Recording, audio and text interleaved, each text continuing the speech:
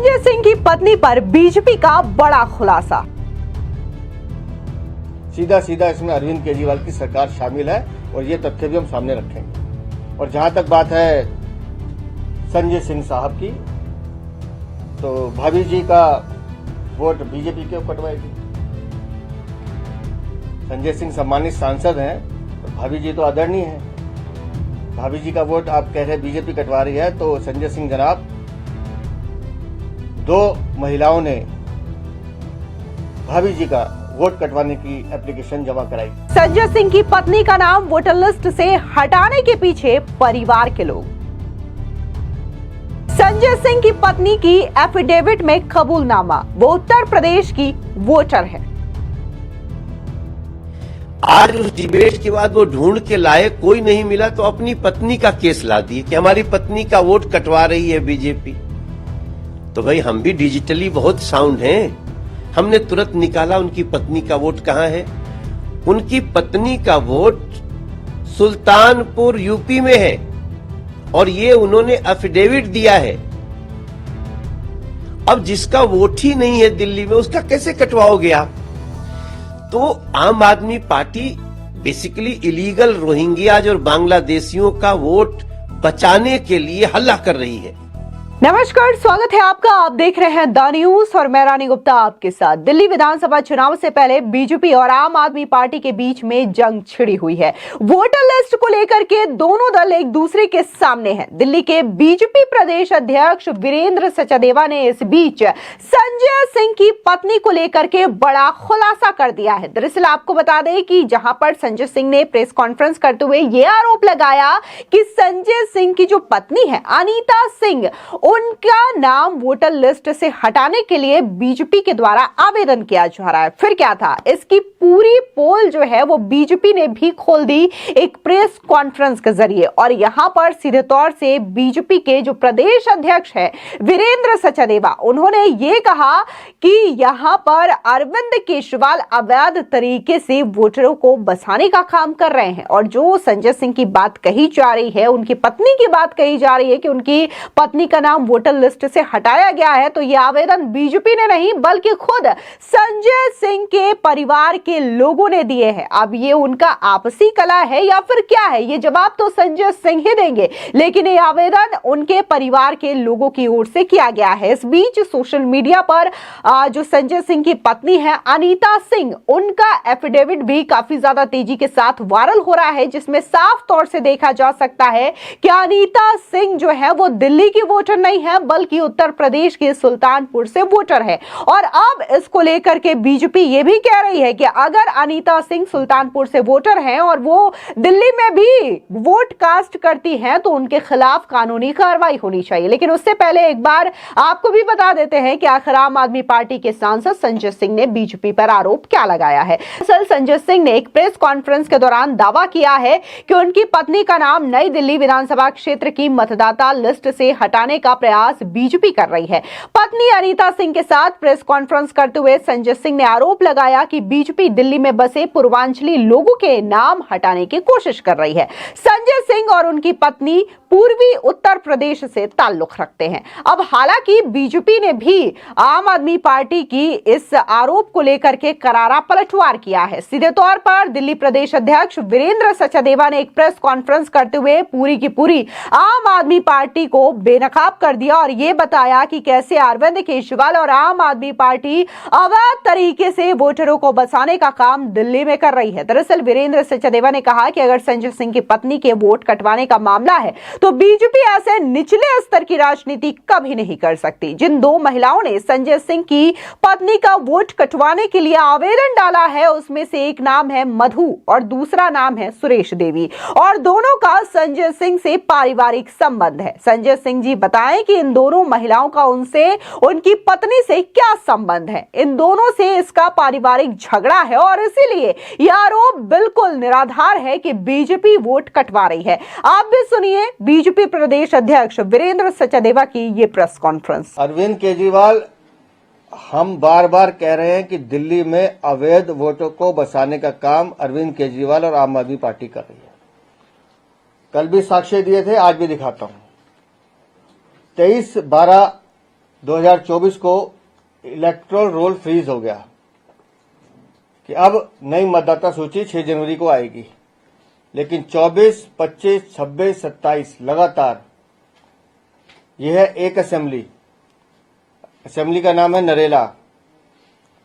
सिर्फ 24 तारीख को यहां पर 2000 से ज्यादा लोग अप्लाई करते हैं नया वोट बनाने के लिए, जबकि वोट बनाने की प्रक्रिया 5 साल पूरे चलती है। आदमी कभी भी वोट बनवा सकता है, लेकिन यहां 23 तारीख को इलेक्टोरल रोल फ्रीज होता है। दिल्ली विधानसभा चुनाव सर पर है और सिर्फ 24 तारीख का, ये एक दिन का डाटा दिखा रहा हूं नरेला का। अभी 25 का अलग है, 26 का अलग है, 27 का अलग है।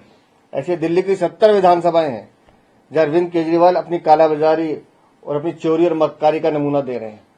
और मजे की बात यह है, इस 2000 में से 2 एप्लीकेशन भी 18 से 20 की नहीं है।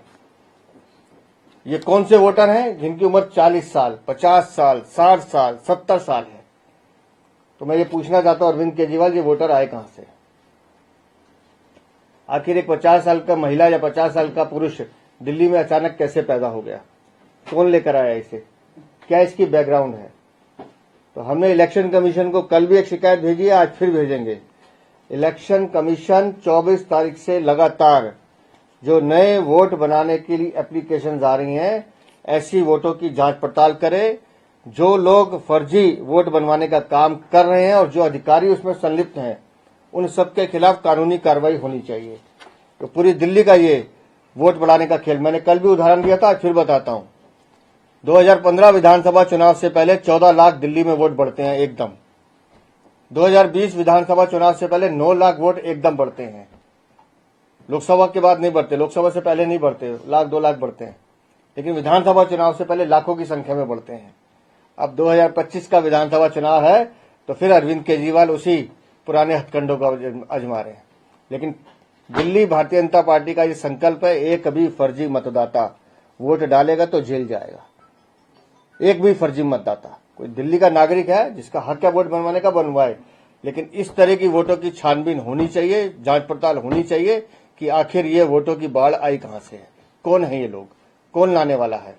सीधा सीधा इसमें अरविंद केजरीवाल की सरकार शामिल है और ये तथ्य भी हम सामने रखेंगे। और जहां तक बात है संजय सिंह साहब की, तो भाभी जी का वोट बीजेपी क्यों कटवाएगी? संजय सिंह सम्मानित सांसद हैं और भाभी जी तो आदरणीय हैं। भाभी जी का वोट आप कह रहे हैं बीजेपी कटवा रही है, तो संजय सिंह जनाब, 2 महिलाओं ने भाभी जी का वोट कटवाने की एप्लीकेशन जमा कराई। उसमें से एक का नाम है मधु और एक का नाम है सुरेश देवी। अब जरा अपने गिरेबान में झांक के देखिएगा ये दोनों कौन है, नहीं तो भाभी जी से पूछिएगा। आपका पारिवारिक झगड़ा है इन दोनों महिलाओं से, और ये संजय सिंह आरोप लगाते समय भूल गए कि डिजिटल युग है। आजकल 1 मिनट में चीजें चेक की जाती हैं कि फॉर्म किसने भरा है, किसने भरा है। अगर ये दोनों का संबंध आपसे नहीं निकला तो फिर क्या कहेंगे आप? और एक बार भाभी जी से पूछिएगा कि ये मधु देवी कौन है और सुरेश देवी कौन है। अरविंद केजरीवाल बता रहे हैं कि बीजेपी के पास विजन नहीं है। अरविंद केजरीवाल, अगर चेहरे का अभाव कहीं है तो वो आपकी आम आदमी पार्टी में है, क्योंकि जिस भाई का चेहरा आप होर्डिंग पे दिखा रहे हैं वो भाई तो वसूलीबाज है, रंगदारी वसूलता है। नरेश बालियान का किस्सा हम भूले नहीं है। ये रंगदारी वसूलने वाला भाई है जिसकी फोटो आप आम आदमी पार्टी होर्डिंग से लगा रही है। आपके पास तो वो चेहरे हैं जिन पर भ्रष्टाचार के काले धब्बे हैं, दलाली और कमीशन के धब्बे हैं, चोरी के धब्बे हैं। तो अगर चेहरे का अभाव कहीं है तो वो आम आदमी पार्टी में है, क्योंकि बीजेपी का जो चेहरा है वो कमल का फूल है। हमारे यहाँ सामूहिक नेतृत्व काम करता है। और 70 के 70 हमारे उम्मीदवार कमल का फूल लेकर आएंगे। और जहां तक विजन की बात अरविंद केजरीवाल कह रहे हैं, तो अरविंद केजरीवाल आपका विजन तो 12 साल में दिल्ली ने देखा है। अरविंद केजरीवाल का विजन है शराब की दुकानें, उसमें दलाली, कमीशन, रिश्वतखोरी। अरविंद केजरीवाल का मिशन है दिल्ली में रंगबाजी कराना, वसूली करना। अरविंद केजरीवाल का विजन है वो भ्रष्टाचारी महल जिसे अपनी अय्याशी के लिए बनाया गया, रिश्वतखोरी के पैसे से बनाया गया। अरविंद केजरीवाल का विजन है बहते हुए सीवर, एक 15 मिनट की बारिश में डूबते हुए बच्चे, 50 से ज्यादा लोगों की जान चले जाना। ये अरविंद केजरीवाल का विजन है। अरविंद केजरीवाल का विजन है गंदा पानी जिसको पीने से 20,000 से ज्यादा लोग एक साल में मरते हैं। ये है आपका विजन, आम आदमी पार्टी का विजन, अरविंद केजरीवाल। और भारतीय जनता पार्टी का विजन सिर्फ एक विजन है, वो है नरेंद्र मोदी। 10 साल से लगातार जिस तरह से विकास की बयार पूरे हिंदुस्तान में बह रही है और दिल्ली में भी केंद्र सरकार ने जो काम किए हैं, वो है भारतीय जनता पार्टी का विजन। तुम क्या मुकाबला करोगे हमारे विजन का? वहीं दूसरी ओर बीजेपी के सांसद मनोज तिवारी ने भी संजय सिंह के आरोपों का खंडन करते हुए मुंहतोड़ जवाब दिया है और इन तमाम आरोपों को आधारहीन बताया।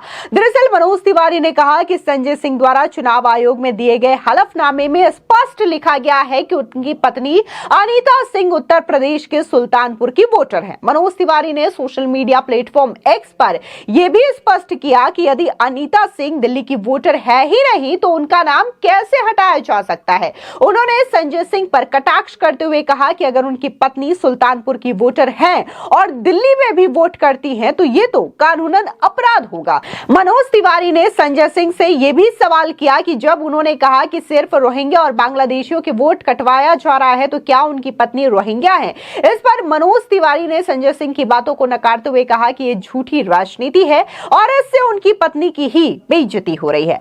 देखिए, थोड़े दिन पहले हमारी एक चैनल पे, आज तक पे, एक डिबेट है। उस डिबेट में हमारे सामने यही आरोप लगाया संजय सिंह ने। हमने संजय सिंह को कहा, संजय सिंह एक उदाहरण बता दो जहां भारतीय जनता पार्टी का कार्यकर्ता किसी पूर्वांचली का या किसी देशवासी का वोट कटवाने के लिए एप्लीकेशन दिया हो तो हम राजनीति छोड़ देंगे। वो कहे कि अगर हम नहीं दिखाए तो हम भी राजनीति छोड़ देंगे। हमने कहा अभी चलो।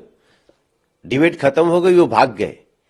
आज उस डिबेट के बाद वो ढूंढ के लाए, कोई नहीं मिला तो अपनी पत्नी का केस ला दिए कि हमारी पत्नी का वोट कटवा रही है बीजेपी। तो भाई हम भी डिजिटली बहुत साउंड हैं। हमने तुरंत निकाला उनकी पत्नी का वोट कहां है। उनकी पत्नी का वोट सुल्तानपुर यूपी में है और ये उन्होंने एफिडेविट दिया है। अब जिसका वोट ही नहीं है दिल्ली में, उसका कैसे कटवाओगे आप? तो आम आदमी पार्टी बेसिकली इलीगल रोहिंग्याज और बांग्लादेशियों का वोट बचाने के लिए हल्ला कर रही है। अब जो मिल रहा है इनको, इलीगल घुसपैठियों का वोट कटता हुआ मिल रहा है। इलीगल बांग्लादेशी घुसपैठियों का वोट कटना ही चाहिए।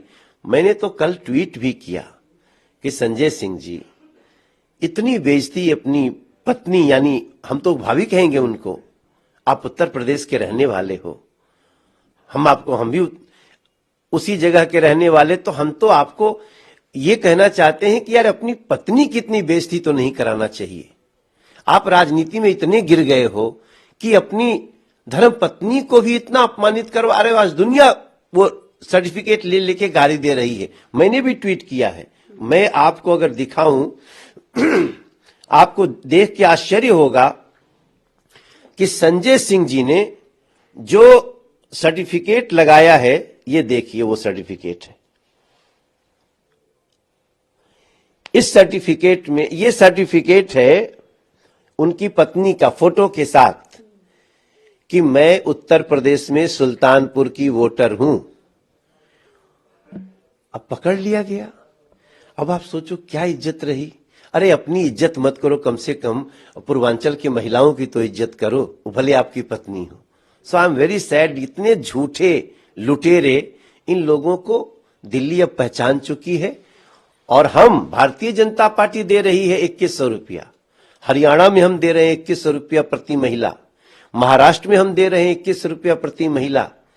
तो ये कोशिश कर रहे हैं कि हम पहले झूठ बोल के किसी तरह घुस जाए फिर से दिल्ली में, ताकि असली जो देने वाला है भारतीय जनता पार्टी उसको रोक सकें। मैं दिल्ली के लोगों से प्रार्थना करता हूं कि 5 लाख रुपए का फ्री इलाज भी देती है भारतीय जनता पार्टी की सरकार, 2100 रुपया प्रति महिला को भी देती है भारतीय जनता पार्टी की सरकार, और जहां जहां हमारी स्टेट में सरकार बन रही है हम दे रहे हैं। कृपया भारतीय जनता पार्टी को चुनिए और आम आदमी पार्टी के इन लुटेरों को दूर करिए। उधर दूसरी ओर बीजेपी के राष्ट्रीय प्रवक्ता शहजाद पूनावाला ने भी आम आदमी पार्टी और संजय सिंह को करारा जवाब दिया है और कहा कि कांग्रेस और आप एक तरीके से बड़े मियां और छोटे मियां हैं।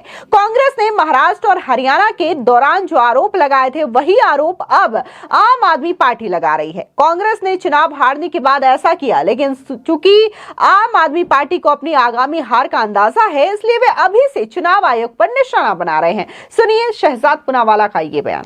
देखिए, कांग्रेस और आम आदमी पार्टी एक प्रकार से बड़े मियां और छोटे मियां हैं। जो आरोप कांग्रेस ने महाराष्ट्र और हरियाणा के चुनाव में लगाए, हूबहू ऐसे ही आरोप आम आदमी पार्टी अब चुनावों को लेकर लगा रही है। इलेक्शन कमीशन, ईवीएम और इलेक्टोरल रोल को लेकर लगा रही है।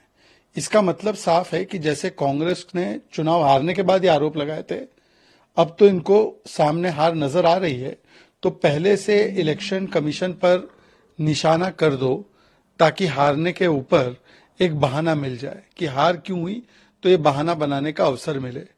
मुझे लगता है जहां तक संजय सिंह जी की धर्मपत्नी का सवाल है, तो जानकारी प्राप्त करने पर पता चला कि 2 लोग जो उनके ही परिवार से जुड़े हुए हैं, जिनका उनसे तकरार है, उन्होंने उनका नाम कटवाने की चेष्टा की है। और आम आदमी पार्टी एक फर्जी पार्टी तो है ही, फर्जी स्कीम के माध्यम से लोगों के डेटा इकट्ठा करती है, जिस पर शिकायत भी होती है, जिस पर उन्हीं के विभाग एडवर्टाइजमेंट और जन चेतावनी देते हैं। परंतु अब आम आदमी पार्टी फर्जी वोटरों के सहारे चुनाव भी जीतना चाहती है, ये प्रतीत होता है। क्योंकि जिस प्रकार से फर्जी वोटर और खास करके ऐसे वोटर जो इस देश से भी नहीं है, रोहिंग्या है, उनके नाम जोड़े गए, उनके वोटर आईडी कार्ड बनाए गए, अगर उनके ऊपर पूरी प्रक्रिया के साथ कार्रवाई होती है और उनके नाम हटाए जाते हैं ताकि स्वच्छ लोकतांत्रिक प्रक्रिया हो सके चुनाव की, तो आम आदमी पार्टी के पेट में इतना दर्द क्यों हो रहा है, समझ में नहीं आता। इसके अलावा बीजेपी आईटी सेल के हेड अमित मालवीय ने भी सोशल मीडिया साइट पर अनीता सिंह के एफिडेविट को शेयर किया है और इसमें स्पष्ट तौर से क्या कुछ कहा है वो भी आपको बताते हैं। दरअसल अमित मालवीय ने कहा कि जो आदमी अपनी पत्नी को राजनीति के दलदल में घसीटने से भी ना चुके, उससे अधिक गिरा हुआ इंसान और कौन हो सकता है। ये अनीता सिंह संजय सिंह की धर्मपत्नी का एफिडेविट है, जिसमें वो ये कह रही है कि वो सुल्तानपुर उत्तर प्रदेश की वोटर है। अब जो दिल्ली की वोटर है ही नहीं, उसका नाम भला दिल्ली की वोटर लिस्ट से कैसे कटवाया जा सकता है। और यदि उन्होंने एफिडेविट में स्वयं को सुल्तानपुर का वोटर बताया है लेकिन दिल्ली में भी वोट करती हैं, तो यह कानूनन अपराध है। अब संजय सिंह को तय करना है कि अपनी पत्नी को वो और कितना अपमानित करेंगे। आपको बता दें कि दिल्ली में विधानसभा चुनाव 2025 की शुरुआत में होने की उम्मीद है। 2020 के विधानसभा चुनावों में आम आदमी पार्टी ने 70 में से 62 सीटें जीती थी और बीजेपी ने 8वीं सीट हासिल की थी। देखना दिलचस्प होगा कि इस बार के चुनावी नतीजे कैसे होते हैं। फिलहाल इस पूरी खबर को लेकर के आपकी क्या राय है, कमेंट सेक्शन में जरूर बताएं। धन्यवाद।